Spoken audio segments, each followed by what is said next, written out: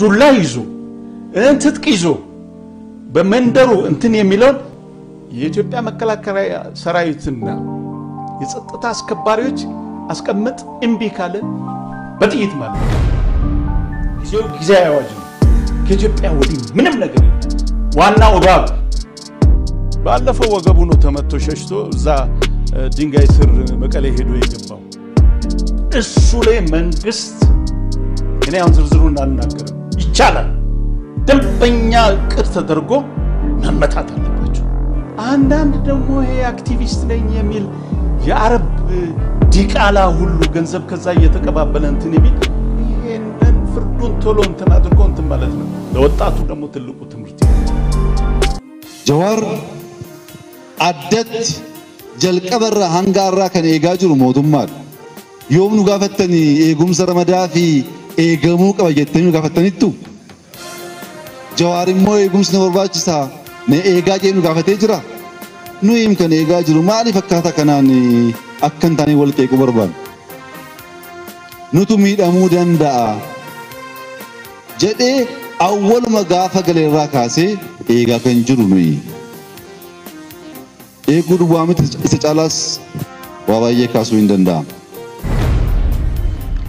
waan namni baruu qabu etu obboleessa keenya balleessuu barbaanne hidhuu barbaanne biyya kanattuun affeeru inumaa ka isa mitiiti isa kaan isa hidhamaa tureyyuu gadhiisaa turre waan ta'eef etu kan ni baduu barbaanne nama isa eeguyyuu eegduu isaa goonee hin eegnu turre garuu lubbuun qabsaa'aa kanaa nama yartuu akkatti akkan dabarre jech eegaa turre waan ta'eef wanti irratti raawwate ammallee fudhataman qabu mormina borus waliin hojjenna waliin qabsoofna.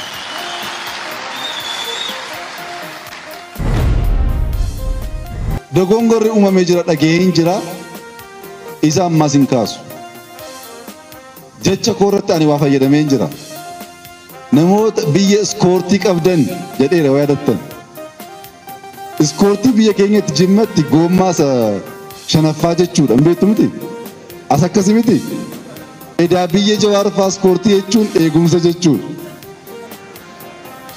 inni maal hubate namoonni eegumsa qabdan jechuutti hubate matagaartu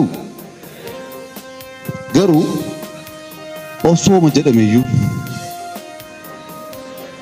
isiniin galle gaafas gaafatan dubbadhu an paarlaamaa irratti namoonni biyya iskoortii qabdan jedheera biyya lammaffaa jechuu kiyya isinii galee iskoortii jechuun makiinaa goommaas yeroo inni kaan dho'u tirfii jechuudha biyya tirfii warra qabdan jechuu kiyyaan garuu biyya Jawaarfaatti iskoortii jechuun eegumsa poolisii jechuudha nadagaartu warri eegumsa qabdan of eeggadhaa jedhamutti fudhaten garuu jechaan osoo hin taane yaadumaan akkasii yaaddan hidhuu miidhuu ajjeesuu Jawaar dhiisaati warra nu ajjeesuuf qophaayyuu dhiisnee waliin jiraachaa jirra eenyuun ajjeesnee beeknu jenereeshinii nuti uumne maaliif nu jibbaara waan hojii dhabe duwwaadhaaf nu jibbamoo waan biraa rakkoo biraa jira kritikaalii kana analaayiziin goonu taanaan nuti dhaaba siyaasaa miti dhaaba biyya hooggannu miti qeerroo maali diina jedhee immoo fudhata qeerroo jechuun dargaggeessa jechuudha miti afaan oromooti miliyoona 6 diina godhatte eenyuun bushuu fete eenyuun bushina inumaayyuu immoo emerging generation legacy dhaaba kana hundi keenya sintu abbaan duraa generation isaa fixate asirraa ba'ee amma achi taa'ee jira lammaanis bor asii ka'ee achi taa'a sis natural umaa kana geeddaruu hin dandeessu garuu legacy'n dhaaba kana itti laffa'aa turre eenyu kan itti fufsiisuu danda'u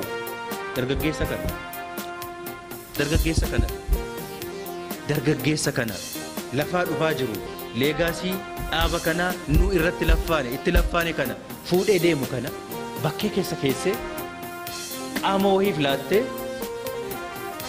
eenyu kallee jillee wannoo godhuu danda'u hin danda'amu. Hin danda'amu. Humni kun humna akka salphaatti ilaallu miti. Dhiisaa leegaasii keenya kan itti fufsiisu miti. Immediate danger nu diiguudhaaf.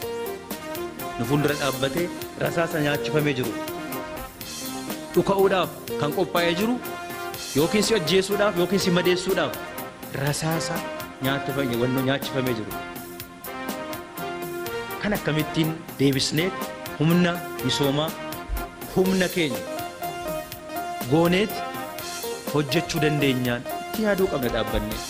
Ijoolleen dargaggoon amma dhimma Oromoo irratti pressurize godhaa kan dhufan they are really an emerging force. Biyya tokko keessatti baay'ee barbaachisaadha. This emerging force should dhaaba kana wajjin hanga daddametti walitti simsiisaa deemuun baay'ee barbaachisaadha. Siyaasni biyyattii tanatti gaggeeffamu deciisioniin Oromoo ifatti printiin Oromoo ifatti waan mul'atu ta'uu sarara jira jechuudha. Kana yoo goone keessoon keenya cimaadha jechuudha. Waan xixinnoodhaan kaambil kataanu, waan xixinnoodhaan yoo boonu, waan xixinnoodhaan karaarraa waan jalqabneerraa kamaqu yoo ta'e uummata kana bulchuu hin dandeenyu, uummata kana wajjin jiraachuun rakkisaadha jechuudha. Dhaabni keenya keessoon isaa akka cimu waan kana sirriitti beeknee ajandaan keessoon keenya sirriitti hoogganuu irra jiru maal jennee isa addaan baasnee set goonee kanarratti yoo qabsoofne qofa. Opiidoo maaloo nu ta'a eenyuuf ta'uu hin danda'u. Eenyu waan akkasii kana wal ho'isuu chaarjii wal gochuu keessa haa baatu. Sila kaasee jira isin duuba jirra isin fuuldura jirra isin dura waan akkasii kana keessa haa baatu. Wal ho'isuu keessaa baane aan qabsaa'uudhaaf qophaa'een jira. Yoo ati tokkoon kee qabsaa'uudhaaf hin qophoofne tokkoon kee qabsaa'aa cimaa yoo hin taane opiidiyoo cimaan dhalachuu hin danda'u. Hin dogongoriina. Opiidiyoo cimaan Finfinnee keessatti uumamuu hin danda'u. Magaalaa Adaamaa keessatti uumamuu hin danda'u. Opiidiyoo cimaan uumamuu kan inni jalqabu ganda Abalu jedhamtu irraatii jalqabuu qaba. Opiidiyoo cimaa uumuudhaaf tokkoon miseensa dhaaba kanaa kaardii dhaaba kanaa qabu irraa jalqabuu qaba. Isin nu jabaadhaa daraa keessan. Inni kaanoo maal hojjettan? Inni sun maal hojjeta? Qabsaa'u. Hayyoota keenya idea makers qoratee maal godhee yaada haaraa nuu fiduu danda'u humna keenya dabalataa goonee hojjechuu danda'u nurra jira. Abbaan qabeenyaa keenya inni maallaqa qabu misooma keenya keessatti abbaa qabeenyaa misoomaa ta'ee oomisha misooma kana keessatti gumaachuu danda'u humna keenya ta'e akka inni hojjetu taasisuu danda'u nurra jira.